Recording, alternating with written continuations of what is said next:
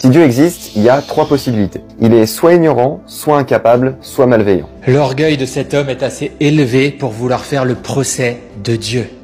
Écoutons-le. Dieu est la source de toute chose, et il a donc créé le mal. C'est de ça dont il est précisément coupable. Aïe aïe aïe, quand on est enfermé dans un cadre de pensée aussi limité, on ne peut que se tromper. Dieu a bien dit « car vos pensées ne sont pas mes pensées ». Il tente d'expliquer ce que Dieu a mal fait. Un peu comme si une mouche à caca essayait d'expliquer en quoi la politique en France est mal fichue. Elle est bien trop limitée pour voir et comprendre tous les engrenages afin de donner une réponse cohérente. Toi, c'est pareil. Dieu n'a pas créé les voitures, ce sont les hommes. Le noir n'a aucune source, c'est l'absence de lumière. Eh bien, Dieu n'a pas créé le mal non plus, c'est l'absence du bien, de Dieu. Dieu n'a créé que de bonnes choses, mais laissant le choix à chacun d'être bon ou mauvais. Le mal vient d'une mauvaise relation entre 2 bonnes choses. Lui ne l'a pas créé. Le mal se réfère à toute chose qui cause des souffrances, des injustices ou des torts. Il y a une part de vérité là-dedans, mais déjà ta réponse est limitée.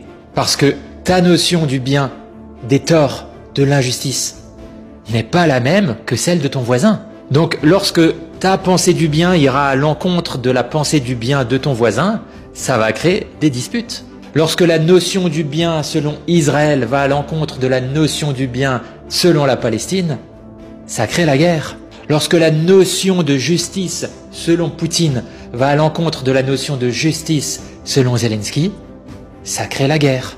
Les humains se déchirent entre eux car ils veulent prendre la place de Dieu. Ils veulent eux-mêmes décider ce qui est bien et ce qui est mal. C'est là le problème. Tu vois, si nous suivions tous la notion du bien et du mal selon ce que Dieu a enseigné, il n'y aurait plus de guerre. Tout cela n'arriverait pas. Mais tu as peut-être des meilleures solutions à proposer. Est-ce qu'il n'y aurait pas pu y avoir de l'abondance infinie pour tout le monde? Ah oui, c'est vrai que là, les hommes se feraient plus la guerre. C'est bien connu. Quand on est riche et qu'on a tout, on devient un amour avec les autres.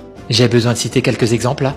Le plus drôle avec les athées, c'est qu'ils disent toujours « Dieu a mal fait les choses ». Mais ils ne donnent jamais une solution, une réponse de comment eux, ils auraient fait.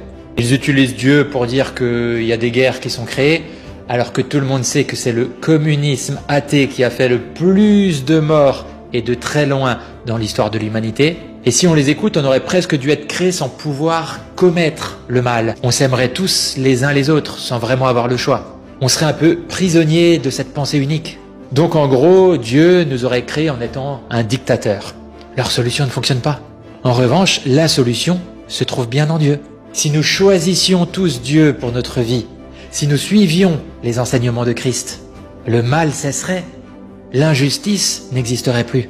Finalement, du moment qu'un seul athée, qu'une seule personne sur terre veut créer sa propre justice, le mal trouvera toujours son chemin.